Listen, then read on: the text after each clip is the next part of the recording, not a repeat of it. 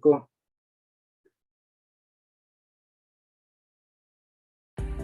Sigue nuestra cuenta de Twitter, @scjn, y entérate de la información oficial sobre la actividad jurisdiccional de la Suprema Corte de Justicia de la Nación. Comunicados, convocatorias, cursos, conferencias y seminarios. Inscríbete a las actividades en línea y participa.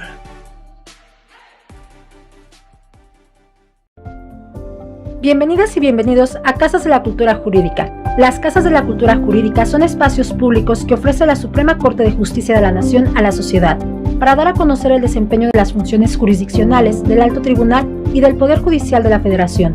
Están distribuidas en las principales ciudades de todos los estados de la República.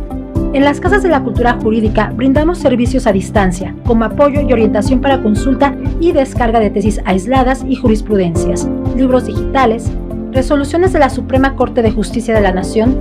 Contamos con diferentes eventos y actividades jurídicas en línea, como jornadas de difusión y consulta de la jurisprudencia, mesas de análisis, cuaderno de jurisprudencia, talleres para búsqueda de información jurídica por Internet, charlas con la Suprema Corte, talleres de aproximación a los métodos de investigación documental, martes de jurisprudencia, un día en la Corte y mucho más. Desde cualquier dispositivo, la cultura jurídica está a tu alcance. Entra a www.sitios.scjn.gov.mx/Casas Cultura. Casas de la Cultura Jurídica, el poder de la justicia.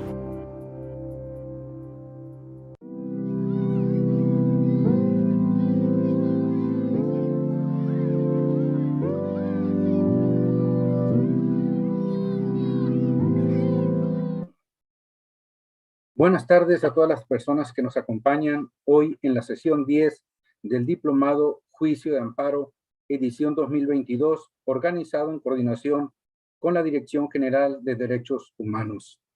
Mi nombre es Florentino Valenzuela Soto, director de la Casa de la Cultura Jurídica en Culiacán, Sinaloa, y los acompañaré en la moderación de esta transmisión. Con el fin de recibir sus preguntas para la disertante, hago de su conocimiento que el chat de la transmisión se abrirá dentro de los siguientes 15 minutos. Por lo anterior, favor de actualizar la página de su navegador para poder visualizarlo. Para esta sesión participará como disertante la maestra María Valdés Leal, secretaria de Estudio y Cuenta en la Coordinación General de Asesores de la Presidencia de la Suprema Corte de Justicia de la Nación, quien expondrá el tema de generalidades sobre las sentencias. A continuación, me permito leer su síntesis curricular. Es secretaria de Estudio y Cuenta en la Coordinación General de Asesores de la Presidencia de la Suprema Corte de Justicia de la Nación, donde dictamina los proyectos de sentencia que se someten a consideración del Tribunal Pleno de la Suprema Corte de Justicia de la Nación. Anteriormente, se desempeñó como asesora en la ponencia del ministro Arturo Saldívar Lelo de la Rea. En el Poder Judicial de la Federación ha ocupado el cargo de secretaria de Estudio y Cuenta en el Juzgado Noveno Distrito en el estado de Guanajuato y de oficial administrativa en el 15º Tribunal Colegiado en Materia Administrativa del Primer Circuito. Estudió Derecho en el Centro de Investigación y Docencia Económicas y posteriormente cursó el Máster de Mujeres, Género y Ciudadanía en la Universidad de Barcelona, en el que se tituló con el trabajo de investigación Paridad de Género en Candidaturas a Gobernaturas. Cedo la palabra a la maestra María Valdés Leal. Sea usted bienvenida y es un honor contar con su participación. Muchas gracias. Muchas gracias, Florentino. El honor es mío de estar con ustedes. El día de hoy vamos a ver, como ya nos anunció Florentino, el tema de generalidades sobre las sentencias. En un primer apartado vamos a ver análisis de conceptos de violación y agravios. Entonces, esto implica analizar las metodologías que hemos tratado de desarrollar en la Corte para analizar distintos conceptos de violación o agravios, tratándose de violaciones a distintos derechos. Por ejemplo, el derecho a la igualdad, donde vamos a ver el test de escrutinio estricto y el ordinario, el derecho a la libertad de expresión, cuyas violaciones se analizan mediante un test tripartita, las violaciones a derechos económicos, sociales y culturales. Después vamos a ver algunas particularidades sobre el estudio de conceptos de violación y agravios, como el principio de mayor beneficio. Después vamos a analizar temas como publicidad de proyectos, el procedimiento de aclaración de sentencias y finalmente vamos a cerrar hablando de las sentencias de lectura fácil. Entonces, voy a compartir pantalla y después tendremos una breve sesión de preguntas.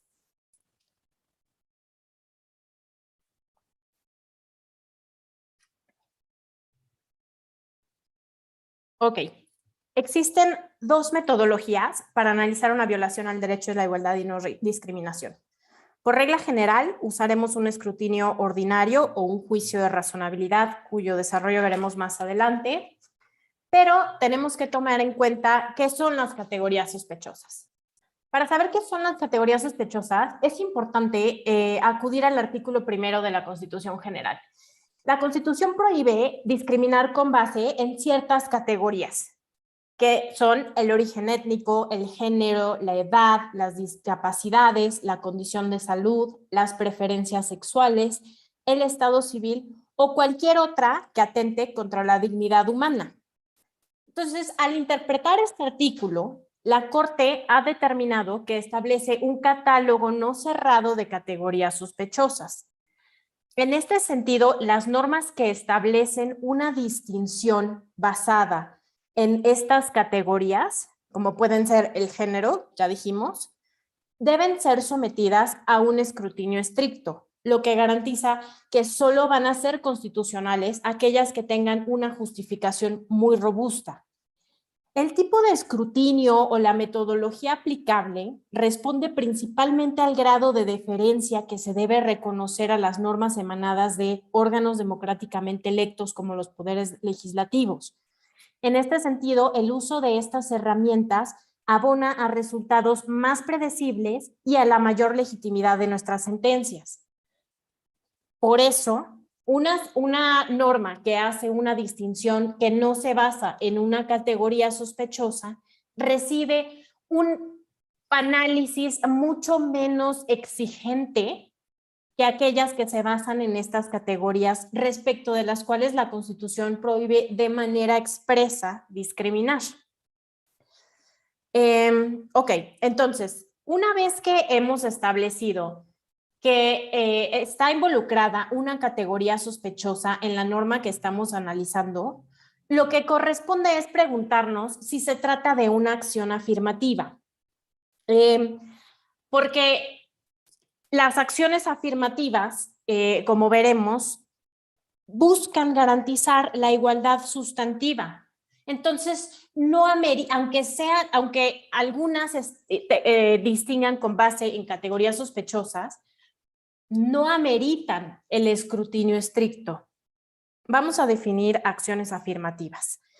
Las acciones afirmativas se definen como medidas de carácter administrativo o legislativo que implican un trato preferente a un cierto grupo o sector que se encuentra en desventaja o es discriminado y que por su naturaleza deben ser de carácter temporal hasta en tanto se repare la situación que pretenden corregir.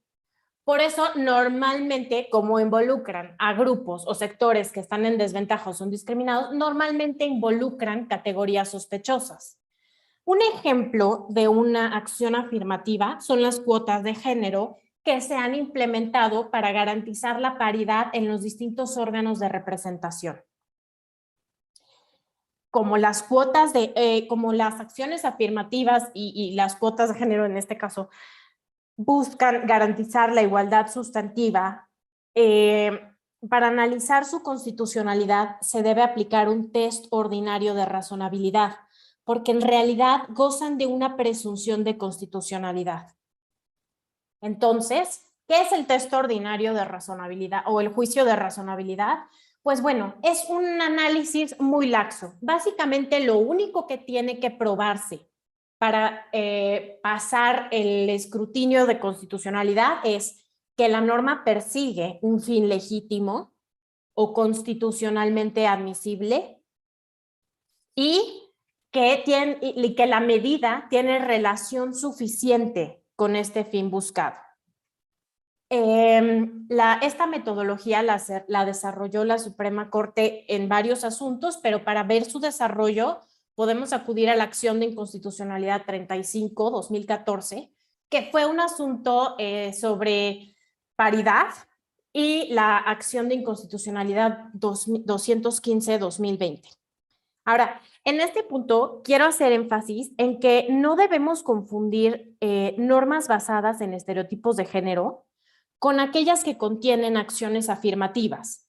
Las normas basadas en estereotipos de género son aquellas que distribuyen derechos u obligaciones con base en los roles que tradicionalmente corresponde a cada género, como las que establecen que el servicio de guardería es exclusivo para las mujeres trabajadoras aseguradas. Porque esta norma claramente parte de la idea de que las mujeres son las encargadas del cuidado de los niños y las niñas y que por lo tanto son ellas quienes requieren este tipo de servicios. Ahora, un ejemplo de una acción afirmativa similar y que no debemos confundir con una norma basada en un estereotipo de género son las que estudiamos precisamente en la acción de inconstitucionalidad 215-2020. En ese asunto se analizaron normas que establecían criterios de prioridad en la admisión a centros de cuidado infantil, a madres adolescentes que asistían a la escuela, a solteras que se encontraban trabajando y víctimas de violencia familiar. Como podemos ver, claramente estas normas establecían un trato preferente a un grupo o sector que se encuentra en desventaja y que buscaban pues garantizar su igualdad sustantiva. Entonces el Tribunal Pleno la sometió a este escrutinio ordinario y determinó que perseguían finalidades legítimas consistentes en, por ejemplo, habíamos dicho que se referían a madres adolescentes que asistían a la escuela. Entonces, en ese caso, la finalidad de la norma de otorgarles prioridad en la admisión a centros de cuidado infantil buscaba cerrar la brecha educativa, porque el Pleno advirtió que una de las causas de deserción escolar en madres adolescentes es precisamente el embarazo. Y también se determinó que esta medida, o sea, la prioridad en el acceso a guarderías, guardaba suficiente relación con la finalidad, porque les permitía estudiar y trabajar mientras alguien velaba por sus hijos.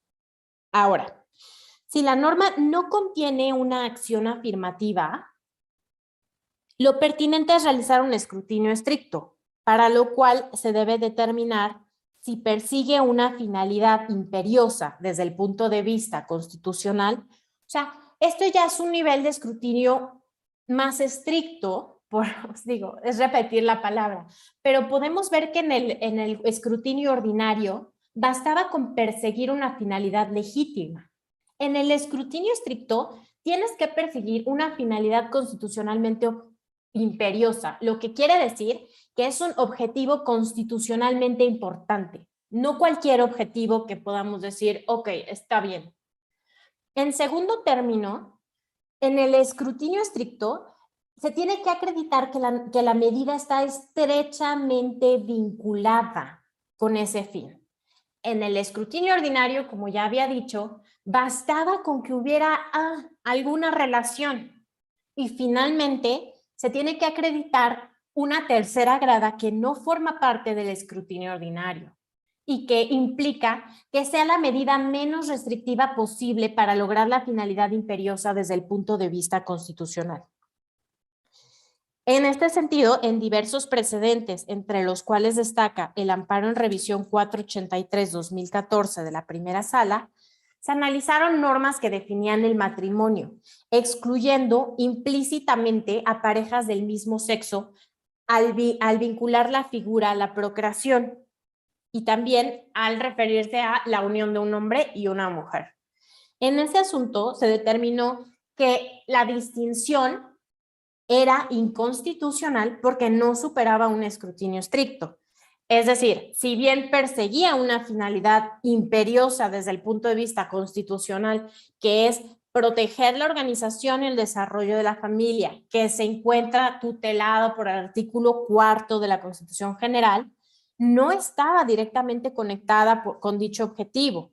Por una parte, porque existe una desvinculación entre matrimonio y procreación. En ese momento, la primera sala recordó que desde la acción de inconstitucionalidad 2/2010, el Tribunal Pleno sostuvo que el artículo 4 constitucional no establece un modelo de familia ideal, sino tutela la familia como una realidad social. En este sentido, la norma era sobreinclusiva por comprender a las familias heterosexuales que no acceden a dicha institución con la finalidad de procrear y subinclusiva por excluir a las parejas homosexuales que están situadas en condiciones similares.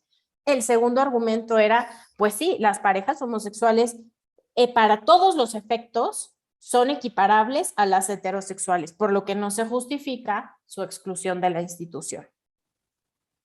Ahora bien, vamos a ver la metodología para el análisis de derechos fundamentales.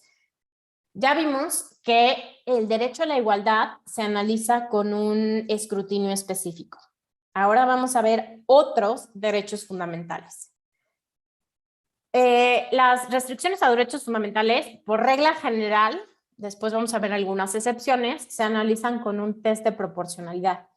La metodología de este test de proporcionalidad la podemos estudiar a fondo en el amparo en revisión 237/2014, la primera sala, en el que se analizó el sistema de prohibiciones contenidos en la Ley General de Salud al consumo personal y lúdico de la marihuana.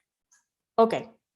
En una primera etapa, este test exige analizar si la norma impugnada incide en el alcance o contenido del derecho en cuestión. Si la conclusión es negativa, pues el examen termina en esta etapa. Si la conclusión es positiva, debe pasarse a otro nivel de análisis. Por ejemplo, en el amparo en revisión 237/2014, la primera sala primero desarrolló todos los alcances del derecho al libre desarrollo de la personalidad y para analizar si el sistema de prohibiciones al autoconsumo de marihuana con fines lúdicos incidían en ese derecho. En ese punto, la sala consideró que sí incidía en ese derecho porque comprende la elección de las actividades recreativas o lúdicas que uno quiera y las acciones necesarias para materializar esa elección. Entonces, en esa primera etapa se decide si incide en el contenido del derecho. Como sabemos, este es pues un análisis como preliminar, ¿no? Después se va a analizar si sí incide, si es constitucional o no, porque como sabemos, pues todos los derechos o la mayoría admiten ciertas restricciones o limitaciones, siempre y cuando pues estén justificados. Si sí encontramos que inciden en el contenido del derecho, pues entonces pasamos a la segunda etapa. En la presentación invocó una tesis que precisamente deriva del asunto que les mencioné y donde pueden consultar esta metodología y donde está desarrollada pues de manera más amplia. En esta segunda etapa se debe analizar si la restricción se encuentra constitucionalmente justificada. O sea, que para ello tiene que perseguir una finalidad constitucionalmente válida, debe ser idónea para satisfacer en alguna medida su propósito constitucional. No deben existir medidas alternativas igualmente idóneas, pero menos lesivas, y el grado de realización del fin perseguido debe ser mayor al grado de afectación provocado al derecho fundamental por la medida impugnada. Como vemos, este es un tipo de análisis intermedio. El escrutinio estricto que vimos en el derecho a la igualdad es el escrutinio más duro al que podemos someter una norma. Porque las normas que van a ser sometidas a ese escrutinio tienen una presunción de inconstitucionalidad. En principio, no se nos puede ocurrir una buena razón para discriminar a las personas, por ejemplo, por razón de su género. En cambio, el escrutinio ordinario aplica, por ejemplo, en el caso de acciones afirmativas y se les pone un estándar chiquitito, porque si sometemos una acción afirmativa a un escrutinio estricto, difícilmente lo pasaría. Y entonces, para reconocer su constitucionalidad, pues tendríamos que básicamente doblar mucho el test, lo que arruinaría el fin mismo de usar estas metodologías, que es abonar a la legitimidad de las sentencias, hacerlas predecibles, ayudarnos a estructurar nuestras sentencias. Entonces, como vemos, en este caso, el test de proporcionalidad es un escrutinio intermedio, porque no se exige una finalidad constitucionalmente imperiosa, como en el estricto, sino una finalidad constitucionalmente válida, pide un grado de idoneidad, pero no tiene que estar estrechamente vinculado, como en el caso del escrutinio estricto. Incluye una grada de necesidad relativa a que no existan medidas alternativas igualmente idóneas, pero menos lesivas al derecho, y tiene una cuarta grada que no vimos en el escrutinio estricto, que se llama proporcionalidad, y es que el grado de realización del fin sea mayor al grado de afectación provocado por el derecho. En el asunto que ya les mencioné, que es el amparo en revisión 237, voy a compartir pantalla, perdón. La primera sala determinó que, de acuerdo con los procesos legislativos de las reformas a los preceptos combatidos, se podía desprender que el legislador consideró necesario prohibir la autorización administrativa de actividades relacionadas con la marihuana. Ay, estoy mal aquí. Ajá. En atención a los efectos nocivos asociados a dicho producto en la salud y el orden público.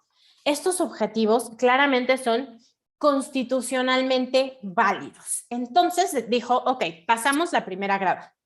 En cuanto a la segunda grada, dijo, ok, el sistema de prohibiciones administrativas conformado por los artículos impugnados es idóneo para proteger la salud de las personas, porque existe evidencia científica suficiente para considerar que el consumo de la marihuana causa en alguna medida afectaciones a la salud de las personas.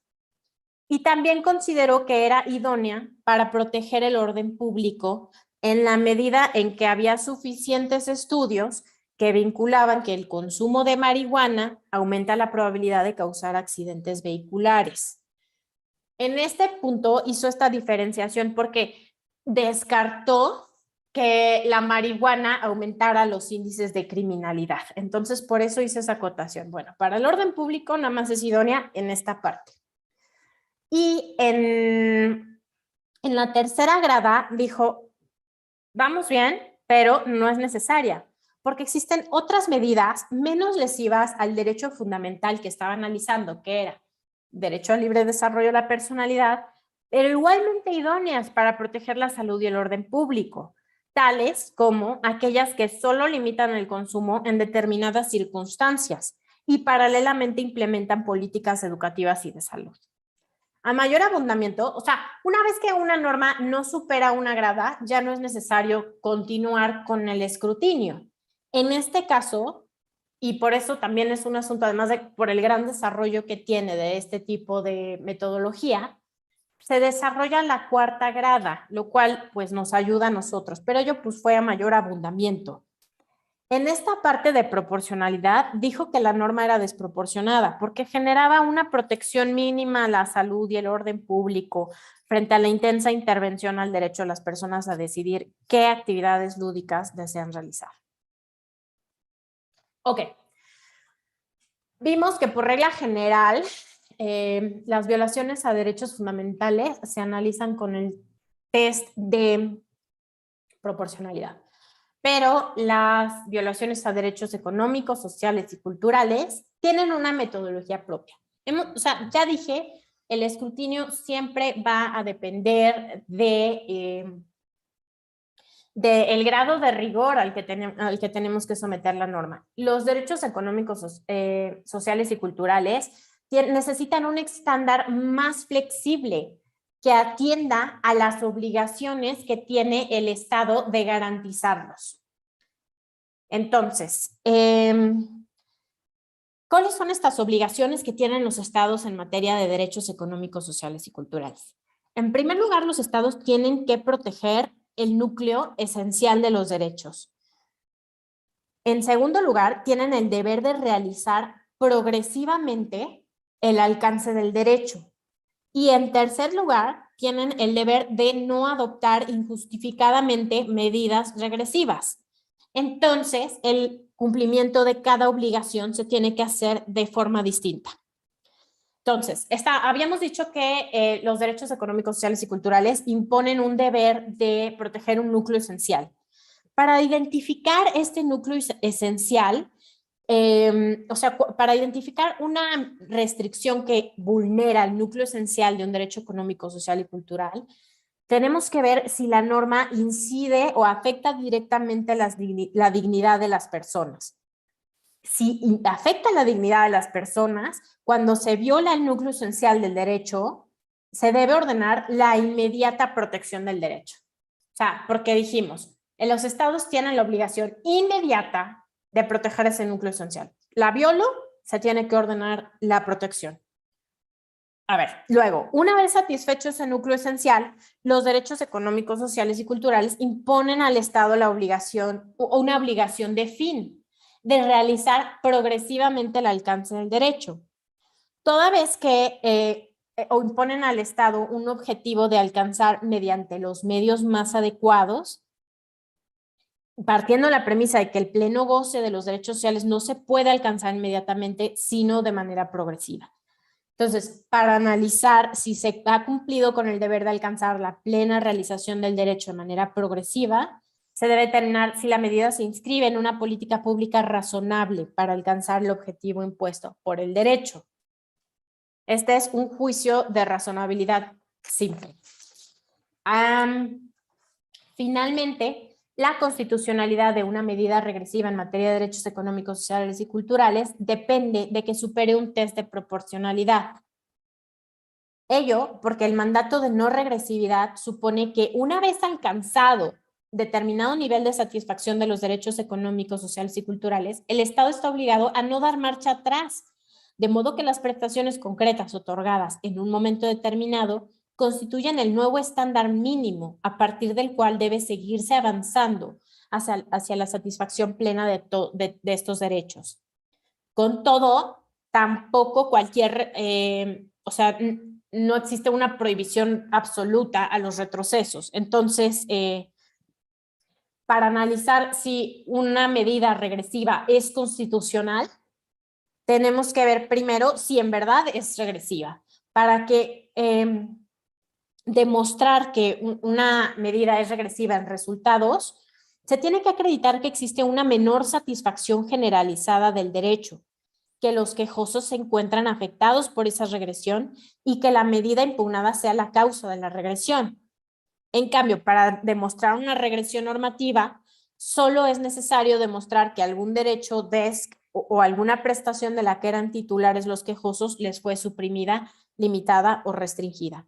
Una vez que acreditamos, una vez que tenemos que la medida sí es regresiva, entonces podemos analizar si es inconstitucional mediante un juicio de proporcionalidad que ya vimos.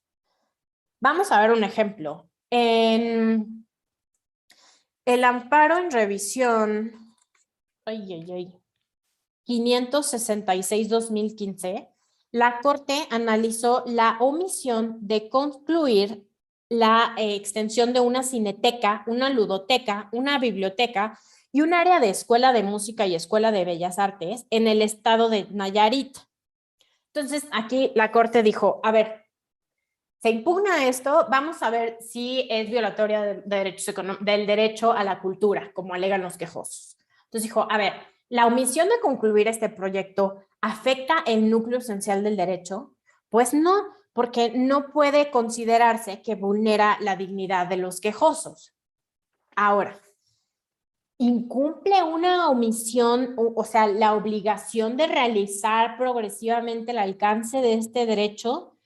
La Corte dijo que no, porque dijo, esta política es razonable porque porque se inscribe en una política en cuya primera fase se construyó un espacio para exponer pintura y escultura, donde se imparten talleres, donde existe un espacio para practicar algunas disciplinas deportivas, un auditorio, un cine para los vecinos, y además es razonable porque la venta del terreno en el que ya no se va a construir este proyecto, los recursos obtenidos de esa venta se van a destinar a la Universidad Autónoma de Nayarit, lo cual es una decisión de política pública razonable. Finalmente, dijo, estas medidas no son regresivas, entonces, pues no es necesario someterlas a un test de proporcionalidad. Siguiente. Ok, ahora vamos a analizar el test tripartita para estudiar violaciones al derecho de libertad de expresión y acceso a la información. Como sabemos, la libertad de expresión es un derecho fundamental en una sociedad democrática, de forma tal que aquellas normas que pretendan limitarlo deben someterse pues a una metodología específica. Entonces, esta metodología implica que las restricciones estén establecidas de manera taxativa por una ley, que persigan un fin legítimo, teniendo en cuenta que el artículo 13 de la Convención Americana de Derechos Humanos y el artículo 6 de la Constitución General solamente reconocen ciertas razones para restringir el derecho a libertad de expresión. Y finalmente, deben ser necesarias en una sociedad democrática. Es decir, entre varias opciones para realizar este objetivo, debe escogerse aquella que restrinja en menor medida el derecho protegido. Esta metodología para ver cómo se ha desarrollado esta metodología, podemos consultar la acción de inconstitucionalidad 11-2013 y de manera más reciente la acción de inconstitucionalidad 59-2021, que sobreselló y su acumulada 66-2021. En estos asuntos se analizó el tipo penal de halconeo. Entonces, por ejemplo, en la acción de inconstitucionalidad 11 se analizó el artículo 398 bis del Código Penal del Estado de Chiapas. Ese artículo decía, se impondrá una pena de 2 a 15 años de prisión y multa de 200 a 400 días de salario mínimo a quien realice actos tendentes a obtener información de los cuerpos de seguridad pública de persecución o sanción del delito o la ejecución de penas sobre su ubicación, actividades operativos o sus labores en general. O sea, como vemos, aquí lo que se penaban eran actividades tendentes a obtener información, lo que en principio transgrede el núcleo esencial del derecho a la libertad de expresión. Entonces, lo primero que hay que hacer entonces es ver si persigue una finalidad legítima y se encuentra prevista en una ley de forma taxativa. La Corte dijo, sí, o sea, está prevista en una ley formal, está prevista en el Código Penal del Estado de Chiapas. Y pues es taxativa porque me queda claro que no puedo hacer ningún acto tendente a obtener información sobre estos temas, o sea, sobre los cuerpos de seguridad pública, de persecución, bla, bla, bla. Ahora, ¿persigue un fin legítimo? Pues, y ahí todavía podemos ser laxos. La mayoría de las normas van a perseguir algún fin legítimo. Y en este caso podemos presumir que la norma buscaba proteger la seguridad pública definida por el artículo 21 constitucional. La seguridad pública, dijo la Corte, se entiende comprendida dentro de los límites constitucionales y convencionales al derecho relativos al interés público y al orden público. Pero, dijo el Pleno, no es necesaria porque no está orientada a satisfacer los intereses públicos que pretende proteger. Y entre las opciones para alcanzar los objetivos, esta está lejos de ser la que menos restringe en menor escala del derecho. En cambio, desborda por completo el interés que la justifica porque tiene una descripción típica demasiado amplia. O sea, la alternativa hubiera sido crear una norma estrecha, o sea, mucho más vinculada al fin. Bueno, entonces ya tenemos como que una presentación general de las metodologías para el análisis de los argumentos que podemos ver en una demanda o en un recurso. Estas metodologías, quiero precisar, la Corte no ha sido del todo consistente en su uso. O sea, me queda muy claro, por ejemplo, que ya existe cierto consenso en el Tribunal Pleno en torno a qué son las categorías sospechosas y en qué casos la norma tiene que ser sometida a un escrutinio estricto por basarse en una categoría sospechosa. Y ya hay criterios jurisprudenciales al respecto.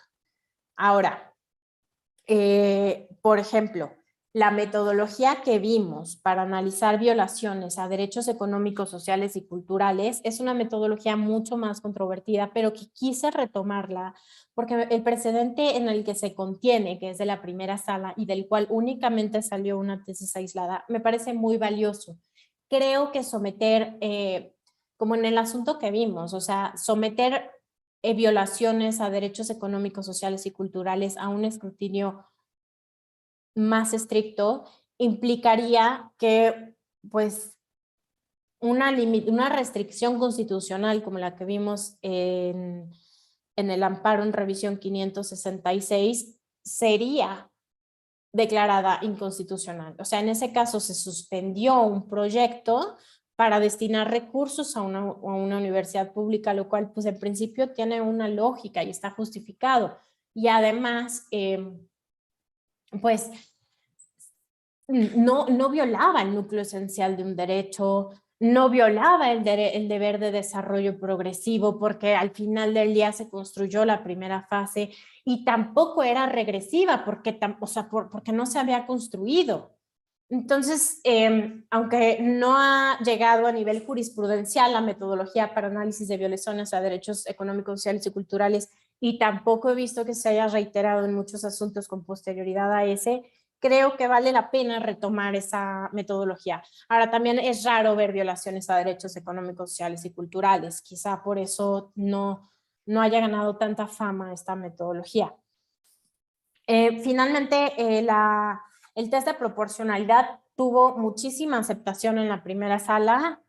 A veces en pleno vemos que pues se nos olvida aplicar la metodología y entonces los ministros tienen que estar haciendo votos. Y por lo que se refiere a la metodología para analizar restricciones a libertad de expresión, pues acabamos de ver que el pleno la acaba de reiterar en una acción de inconstitucionalidad que cité en la presentación. Y esa era la acción de inconstitucionalidad 59-2021. Voy a compartir pantalla otra vez para empezar a ver otras reglas para el análisis de argumentos, tales como el principio de mayor beneficio.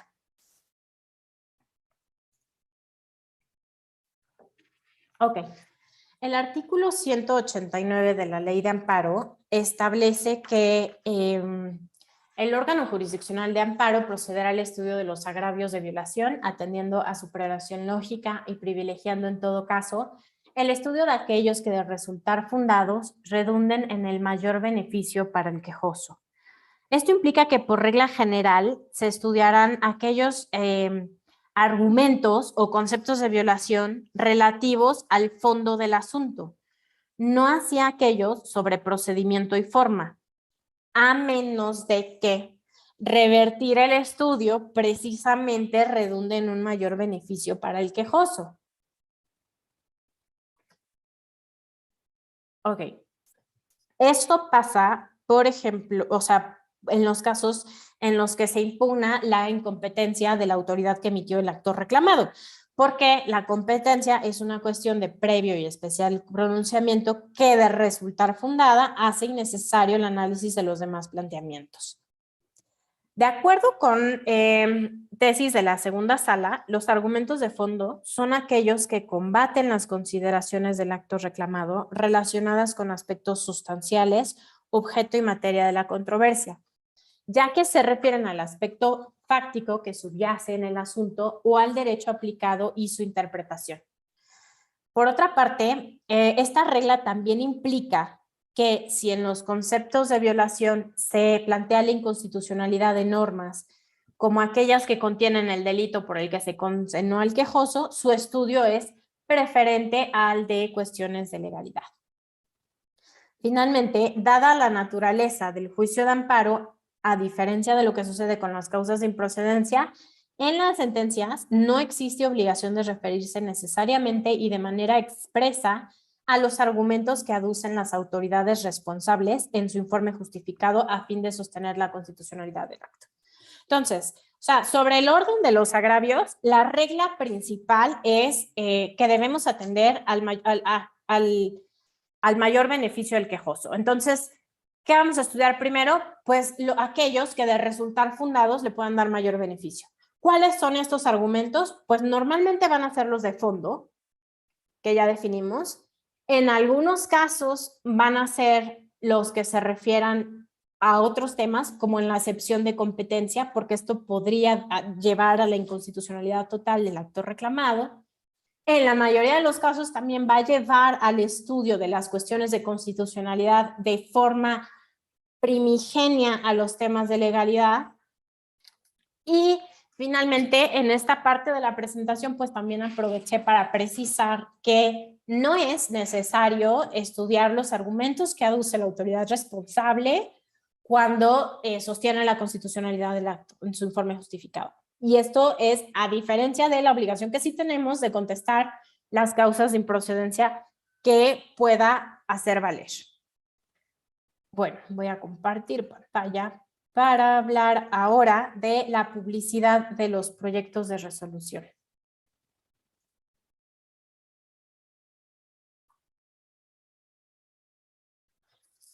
Ok.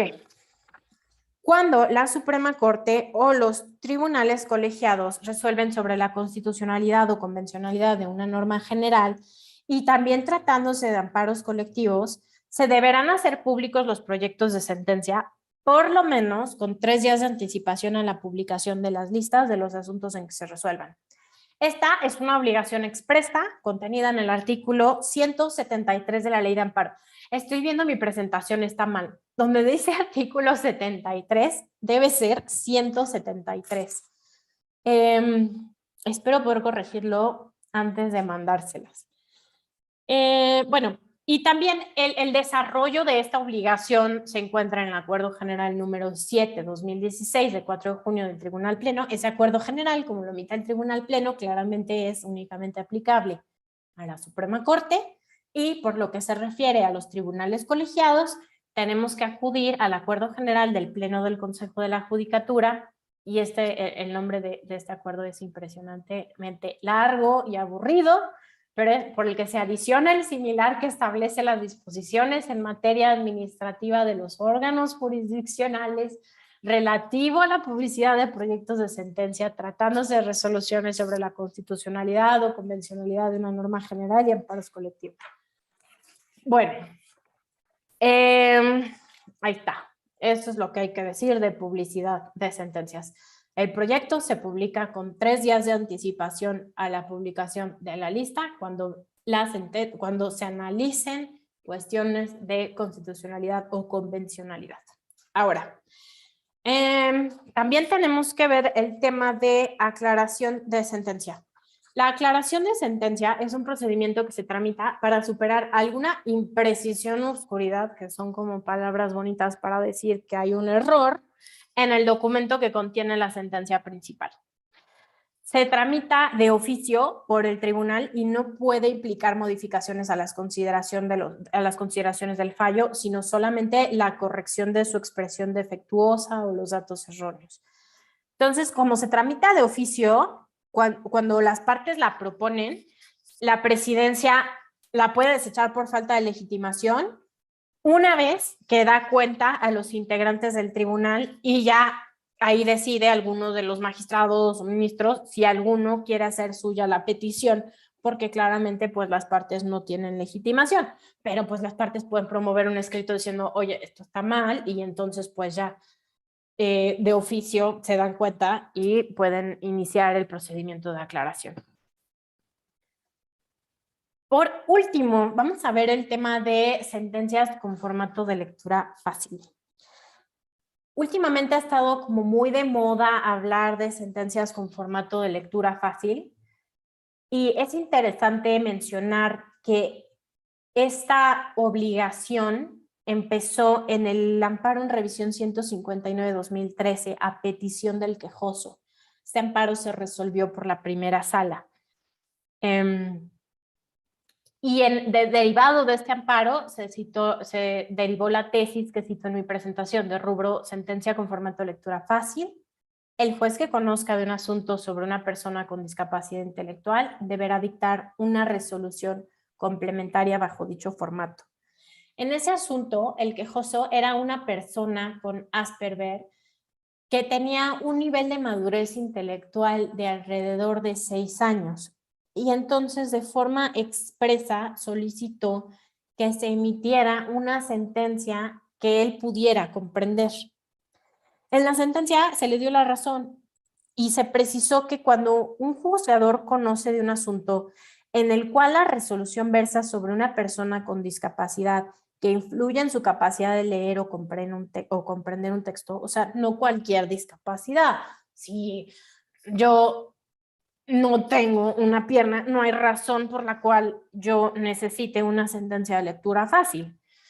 Bueno, pero si mi discapacidad afecta mi capacidad para leer o comprender un texto, se debe redactar una sentencia especial que sea de fácil comprensión para el quejoso. Esta sentencia no va a sustituir la estructura tradicional de las sentencias, sino es un complemento.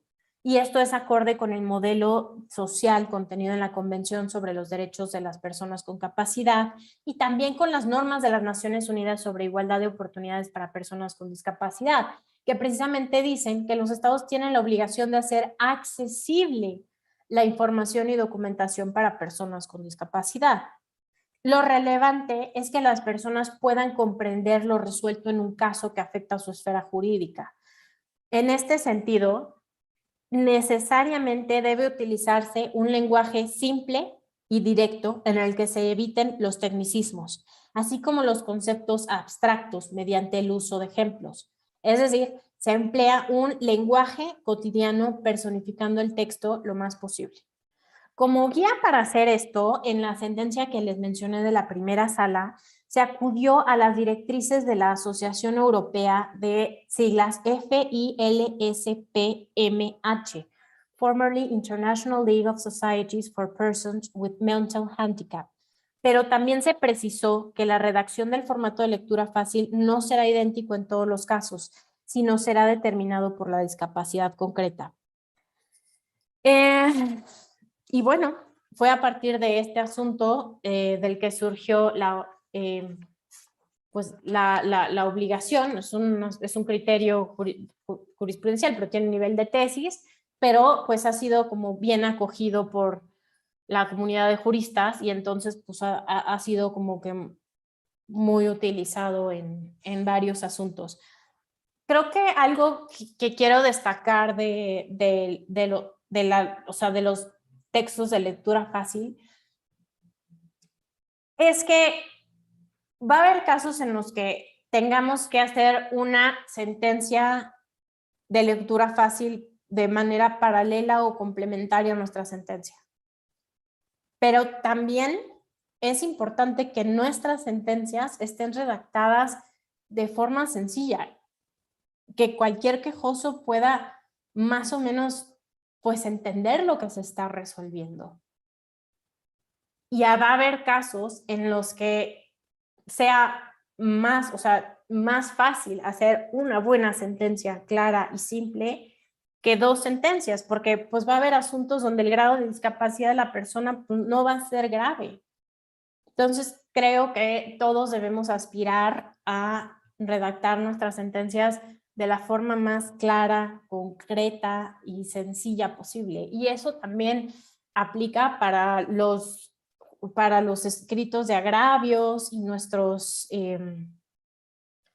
demandas de amparo, porque eso va a abonar a la posibilidad de que los juzgadores emitan sentencias en los tiempos que nosotros esperamos sin estar superando dificultades de comprender los textos que se ponen a nuestra consideración. Y pues listo, me imagino que debe haber muchas preguntas y como no pudimos hacer preguntas a lo largo de la presentación, estoy acabando un poco o bastante antes de lo que tenía programado.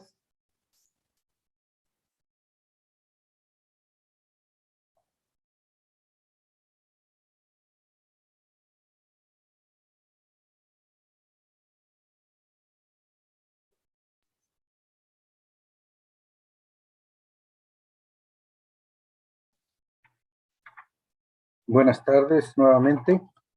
En atención al horario que se tiene disponible, para la sesión se realizarán a la disertante el mayor número de preguntas que nos permita el tiempo programado, ya que hemos recibido un gran número de dudas y comentarios en el chat de esta transmisión. Una primera pregunta nos dice, ¿cómo se determina el nivel de proporcionalidad? El nivel de proporcionalidad, me imagino que se refiere a la última grada del test de proporcionalidad. Dijimos que en el test de proporcionalidad, que es el escrutinio que utilizamos para analizar violaciones a derechos fundamentales, primero debemos analizar si se persigue una finalidad constitucionalmente válida, si es idónea, si es necesaria y finalmente analizamos la proporcionalidad de la medida. La proporcionalidad de la medida significa que el grado de realización del fin sea mayor al grado de afectación provocado por la restricción al derecho fundamental. En el amparo 237 que cité en mi presentación, lo que se hizo fue decir, a ver, este sistema de prohibiciones a la marihuana, al consumo lúdico y personal de la marihuana, en realidad abonan en una medida muy pequeña al derecho a la salud y al orden público, pero establecen una restricción absoluta al ejercicio de un derecho. Y entonces se dijo, además de todo, además de que no es idónea, no es proporcional por esta razón. Es una especie, o sea, la proporcionalidad es un juicio de ponderación. Muy bien. Como una segunda pregunta que nos tienen aquí es, con el test de personalidad, los jueces tienen una especie de control sobre el poder legislativo al permitirles con su interpretación ir más allá del propio texto normativo. Con el test de personalidad, dijimos, Florentino. Sí, dice la pregunta, repito, perdón. Dice, con el test de personalidad, los jueces tienen una especie de control sobre el poder legislativo al permitirles con su interpretación ir más allá del propio texto normativo. Todo el control judicial implica un control de constitucionalidad de las leyes, lo cual implica una facultad de revisión de normas emitidas por un poder electo democráticamente como un poder legislativo. Estos tests que estamos viendo o estas metodologías que estamos analizando no permiten ir más allá del texto de la ley porque implican, o sea, porque el resultado va a ser la norma es constitucional o no es constitucional. No estamos haciendo una interpretación conforme o aditiva de la norma para hacerla constitucional. Simplemente estamos analizando, por ejemplo, a ver, tengo una norma que establece una cuota del 40% en las postulaciones de candidaturas en tal lugar o para tal órgano de representación proporcional y ese 40% de las candidaturas tienen que ser mujeres. Entonces, lo que vamos a hacer es decir, a ver, ¿esto es constitucional o no? Porque posiblemente llegue alguien diciendo, esta norma distingue con base al género, es inconstitucional, bla, bla, bla. Entonces, lo que vamos a hacer es decir, ok, ¿qué es esta norma? Ok, hay una categoría sospechosa involucrada, específicamente el género. ¿Qué vamos a hacer? Bueno, ¿es una acción afirmativa o no lo es? Ya definimos acciones afirmativas como medidas temporales encaminadas a garantizar la igualdad sustantiva. Entonces, en este caso, la norma encuadra dentro de la definición de acción afirmativa porque lo que busca es garantizar la integración paritaria de los órganos. Entonces, la podemos someter a un escrutinio ordinario. Y en el escrutinio ordinario vamos a decir, persigue una finalidad constitucional, o sea, persigue una finalidad válida, legítima. Pues sí, que es garantizar la igualdad de la mujer, prevista en el artículo 1, en el artículo 4, en el artículo 41, en varias disposiciones. Entonces, finalmente está vinculada con ese fin. ¿Tiene alguna relación con ese fin? Sí, sí lo tiene, porque para garantizar esta representación establece un sistema de cuotas. Entonces, la conclusión es, la norma es constitucional, pero no se está haciendo ninguna adición o interpretación. Ahora, ahora que lo preguntan, en la acción de inconstitucionalidad 35-2014 que cité y que justamente fue de un tema de paridad, la Corte dijo, ok, a ver, aquí en este otro tema advierto que la norma para garantizar el fin que tiene que ser interpretada de esta forma. Pero eso fue una interpretación conforme y no derivó necesariamente de que no superara un juicio de constitucionalidad. Si no lo hubiera superado, pues la consecuencia sería declarar su invalidez. Muchas gracias. Tercer pregunta dice, ¿las acciones afirmativas son un medio o una interpretación? Las acciones afirmativas son una política pública, no son una interpretación nunca, creo. O sea, son medidas legislativas o de carácter administrativo que dan un trato preferente a un cierto grupo o sector. Por ejemplo, las cuotas. Y ese grupo o sector, pues ese tratamiento preferente se le da porque el grupo al que benefician es un grupo que se encuentra en desventaja o es discriminado. Por ejemplo, las cuotas de mujeres en los órganos legislativos, en la acción de inconstitucionalidad 2015 que ya cité, a mujeres que se encontraban en ciertas situaciones de desventaja, se les otorgaba prioridad en el acceso a guarderías, por ejemplo, a madres adolescentes. ¿Por qué? Porque lo que sucede es que hay un rezago educativo en las mujeres. Las mujeres tienen mayor nivel de analfabetismo y de rezago educativo que los hombres. Entonces, es obligación del Estado mexicano emparejar la cancha para garantizar el derecho a la igualdad de las mujeres. ¿Cómo vamos a emparejar la cancha? Pues las acciones afirmativas son un buen medio. Por ejemplo, si tengo detectado que las madres adolescentes abandonan sus estudios porque tienen que atender labores de cuidado de sus hijos, pues puedo poner guarderías y puedo otorgarles prioridad en el acceso a fin de que ellas accedan a servicios que les permitan seguir estudiando y con ello combato pues este rezago educativo y esta causa de deserción escolar en mujeres, niñas, jóvenes.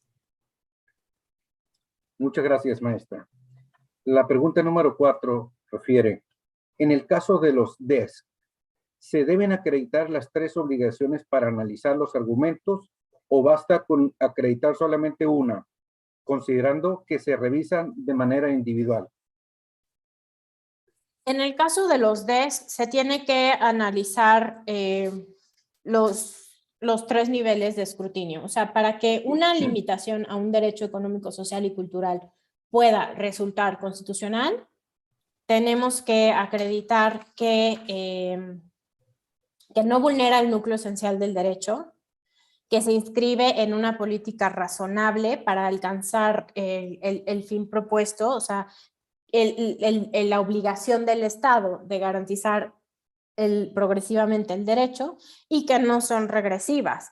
La única razón por la que podríamos saltarnos un paso, pero de cualquiera de las metodologías que he desarrollado es, ok, no tiene, por ejemplo, en el escrutinio estricto, no hay finalidad constitucionalmente imperiosa, pues entonces ya no voy a perder el tiempo analizando si es idónea, necesaria, o sea, si es idónea, o sea, si está estrechamente vinculada, o las otras gradas, ¿no? O sea, ese sería como que el único supuesto en el que podríamos decir, bueno, pues ya, bye. No lo superas, eres inconstitucional, se acabó. Muchas gracias. La siguiente pregunta dice así, ¿el test de razonabilidad tiene como fundamento criterios objetivos o se basa también en la experiencia del juzgador? No, creo que, o sea, todas estas metodologías aportan criterios más objetivos para analizar los argumentos y que dotan de mayor, o sea, hacen más predecibles los resultados de la valoración de la constitucionalidad de una norma. Y eso abona a la legitimidad de nuestras sentencias, porque finalmente en ellas pues, se declara la inconstitucionalidad de normas que fueron emitidas por órganos democráticamente electos. Lo que hace nuestra legitimidad descansa un poco en que nuestros criterios sean objetivos. Y entonces yo creo que el uso de estas metodologías pues sí permiten un pequeño grado de margen de aplicación al juzgador, pero al mismo tiempo pues reducen mucho este margen a que se te plantee la pregunta, bueno, pues ¿tú crees que la norma es discriminatoria, sí o no? Pues no sé, vamos a echar un volado. Y sí o no, no, quién sabe. Pero estas metodologías lo que hacen es pues trazar un camino a seguir para determinar si una norma es constitucional o no. Ahora, va a haber metodologías que den más margen porque el nivel de escrutinio sea menor y va a haber metodologías que son mucho más estrictas porque las normas ya traen una carga de una presunción de inconstitucionalidad. Pero yo no creo que en el uso de estas metodologías involucren un alto grado de discreción del juzgador. Ok, muchas gracias. La pregunta que sigue dice, ¿cuál es la diferencia entre el principio de mayor beneficio y el principio pro persona? Ok. El principio de mayor beneficio es un principio que utilizamos para los efectos de esta clase únicamente para determinar el orden en el que vamos a analizar los conceptos de violación o los agravios de una demanda de amparo o de un recurso. El principio pro persona es un criterio interpretativo previsto en el artículo 1 constitucional, de acuerdo con el cual, si existen una o más interpretaciones de una norma, debe favorecerse aquella que maximice el goce de los derechos protegidos por la Constitución. Entonces, digamos que el principio de mayor beneficio, como lo vimos en esta clase, nada más es en qué orden estudio todos estos argumentos. Y el principio pro persona, pues es un principio interpretativo de las sentencias. Ok, muchas gracias, maestra. La siguiente pregunta dice, ¿qué se entiende por categoría sospechosa? Súper. Bueno, para nuestra Suprema Corte, las categorías sospechosas son aquellas previstas en el artículo 1 constitucional y son el origen étnico o nacional, el género, la edad, las discapacidades, la condición de salud, las preferencias sexuales, el estado de salud, pero no son categorías cerradas, porque al final el artículo 1 constitucional dice o cualquier otra que atente contra la dignidad humana. Entonces, por ejemplo, ahí el ministro Saldívar ha dicho que, por ejemplo, las normas que distinguen con base en los antecedentes penales distinguen con base en una categoría sospechosa, porque distinguir con base en la existencia de antecedentes penales atenta contra la dignidad de las personas. Entonces, él considera que esas normas se deben someter a un escrutinio estricto, mientras que la mayoría en el Pleno en este momento considera no, esa no es una categoría sospechosa porque pues no está prevista en el artículo 1, no consideramos que vulnere la dignidad de las personas distinguir con base en la existencia o no de antecedentes penales y fin de la historia, la someten a un escrutinio ordinario. Ok, muchas gracias. La pregunta que sigue dice, ¿cómo saber qué tipo de metodología fue utilizada al dictarse una sentencia? En la mayor parte de los casos, las sentencias son muy explícitas respecto a la metodología que van a usar y entonces en un apartado desarrollan el contenido del derecho que están analizando, por qué consideran que la norma incide en ese contenido del derecho y finalmente desarrollan cuál es la metodología que van a analizar o que van a utilizar para determinar si está justificada o no la restricción del derecho. Pudiera haber un caso en el que no usen necesariamente la palabra escrutinio estricto, pero si estamos viendo que la sentencia hace uso de palabras como finalidad constitucionalmente imperiosa, estrechamente vinculado, está utilizando de forma implícita un escrutinio estricto. Pero eso sería un poco raro. Ok, muchas gracias. La siguiente pregunta dice, ¿todas las sentencias tienen la misma estructura? No, digo, no habría razón para ello. Depende mucho de los asuntos. O sea, por ejemplo, en el Tribunal Pleno analizamos acciones de inconstitucionalidad en las que hacemos un control abstracto de normas. Entonces, por ejemplo, en una acción de inconstitucionalidad, pues realmente no hay antecedentes relevantes que destacar como en un amparo en revisión en el que mencioné, ¿no? Que se impugnaba la omisión de terminar de construir esta obra en el municipio de Tepic. O sea, en ese asunto pues hubiera sido relevante mencionar los antecedentes, bla, bla, bla. En un control abstracto de normas, no. Tendrán resultandos, posiblemente tendrán considerandos, tendrán puntos resolutivos, sí. Pero más allá de una estructura, pues sería muy flexible. Ok, muchas gracias. Aquí está otra pregunta que dice, ¿cuál es el orden de prelación de análisis de los conceptos de violación en amparos contra actos? ¿En qué consiste cada uno de ellos? ¿Y cuáles son sus consecuencias en el sentido de la resolución definitiva? El orden de prelación. Prelación, así es. Para el estudio de amparo contra actos. Ah. ¿Y en qué consiste cada uno de ellos y cuáles son sus consecuencias en el sentido de la resolución definitiva? Ok.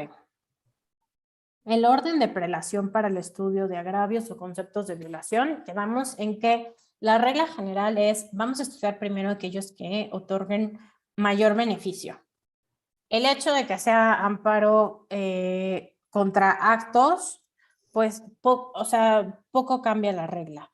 O sea, puede ser que el acto esté fundado en una norma que el quejoso estime inconstitucional y entonces, por ejemplo, en principio, declarar la inconstitucionalidad de la norma sería lo que le daría mayor beneficio, salvo que, por ejemplo, sí, o sea, estudiar alguna cuestión formal o de legalidad le otorga un mayor beneficio, como podría ser, no sé, algún supuesto. ¿Y en qué consecuencias tiene este orden de estudio? Pues la idea es que se resuelva el fondo y que al resolverse el fondo se le otorgue la mayor protección posible. Ok, muchas gracias. Dice otra pregunta. ¿La sentencia de lectura fácil aplica también para asuntos en los que estén involucrados niñas, niños y adolescentes? Pues el criterio jurisprudencial del cual derivó hemos derivado la obligación de emitir sentencias con lectura fácil, se fundamentaba en la Convención de Personas con Discapacidad y en las normas de las Naciones Unidas sobre la igualdad de oportunidades de personas con discapacidad. Pero la razón por la que se emiten sentencias de lectura fácil, pues es que las personas puedan comprender lo resuelto en un caso que afecta a su esfera jurídica. Entonces, no hay ninguna razón que impida emitir una sentencia de lectura fácil en casos que involucren a niños o niñas. Pero bueno, o sea, también hay que tener en cuenta que hay que simplificar un poquito nuestras sentencias y hay que redactar en términos claros y sencillos y que en realidad cualquier persona, cualquier quejoso pueda entenderlas, no nada más cuando se emitan sentencias en formato de lectura fácil. Ok, muchas gracias. Dice la pregunta número 12. ¿De qué manera se debe entender el concepto discapacidad intelectual y a quién va dirigido? El término, las discapacidades son un concepto muy amplio dirigido en la Convención sobre los Derechos de las Personas. ¿A qué me refiero con discapacidad intelectual? Pues me refiero a una persona que tenga, por ejemplo, un síndrome de Asperger, no sé, mi abuelo tiene demencia senil. Creo que lo mejor sería recurrir al texto de la convención que sí define estos términos. Pero lo relevante para efectos de las sentencias de lectura fácil es que independientemente de la discapacidad, advirtamos que esa persona pues no podría comprender de otra forma los términos de la sentencia que estamos emitiendo. Ok, Y por eso la obligación de pues, emitir pues, un documento complementario. muy bien, muchas gracias. Hay una pregunta última aquí, dice, ¿los test expuestos son de uso obligatorio para el ejercicio argumentativo de los operadores jurídicos? Hay tests que serían de uso obligatorio, como el escrutinio estricto, porque tiene una base jurisprudencial del Tribunal Pleno. Este test de escrutinio estricto es el que dijimos que se utiliza en aquellos casos que existan categorías sospechosas.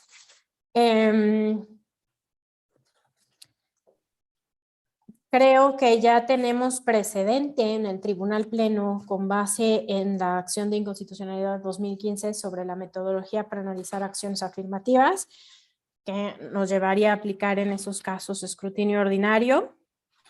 El test de proporcionalidad fue más desarrollado en tesis de la primera sala. Creo que no sería tan obligatorio, a menos de que pronto el Pleno lo retome en algún asunto donde se alcance una mayoría de 8 votos. Y la metodología que expuse sobre análisis a derechos económicos, sociales y culturales, esa sí está en una tesis aislada. Entonces, por ahora no sería vinculante y tampoco veo que el Tribunal Pleno la retome pronto. Sería interesante que hubiera un asunto que diera lugar a esta discusión, o sea, que visibilice lo complejo que sería aplicar otra metodología o ninguna a un análisis de violaciones de derechos económicos, sociales y culturales. Ok, pues muchas gracias, maestra. Estas son las preguntas que nos han hecho llegar y le pregunto, antes de despedir esta sesión del diplomado, ¿quisiera usted cerrar con alguna conclusión o consideraciones finales? Muchísimas gracias por la invitación. Espero que hayan disfrutado la clase y que hayan podido quedar resueltas sus dudas. Yo estoy a sus órdenes en el correo y les mando mi presentación. Les pido una disculpa por haberme ido como que un poquito más rápido de lo que teníamos planeado. La verdad es que trato de ser muy breve porque estoy acostumbrada a que las personas siempre tienen tiempos cuando estoy exponiendo las cosas, entonces trato de irme como que a lo esencial y fin de la historia. Pero bueno, espero que haya quedado claro el tema de las metodologías para analizar violaciones a derechos humanos, porque de verdad, o sea, abonan mucho a la estructura de nuestras sentencias y ayudan a alcanzar resultados como que mucho más objetivos, mucho más predecibles, mucho más legítimos. Entonces, pues sería todo. Gracias. Muchas gracias, maestra. En nombre de la Dirección General de Casas de la Cultura Jurídica, te agradezco la participación, agradecemos la participación de la maestra María Valdés Leal. De igual forma, muchas gracias a las personas intérpretes de lengua de señas por el acompañamiento durante esta transmisión. Por último, me permito recordarles que la siguiente sesión del diplomado se llevará a cabo el día jueves 17 de marzo de 2022, en la que la ciudadana jueza Araceli del Rocío Hernández Castillo, titular del Juzgado Sexto Distrito en el estado de San Luis Potosí, expondrá el tema medidas disciplinarias y de apremio y de juicio de amparo en línea. En la plataforma del diplomado, en la página de internet y en el canal de YouTube de las Casas de la Cultura Jurídica, encontrarán el vínculo de acceso a cada transmisión. La Dirección General de Casas de la Cultura Jurídica agradece a todas las personas que se conectaron a esta sesión. Muy buenas tardes. Gracias.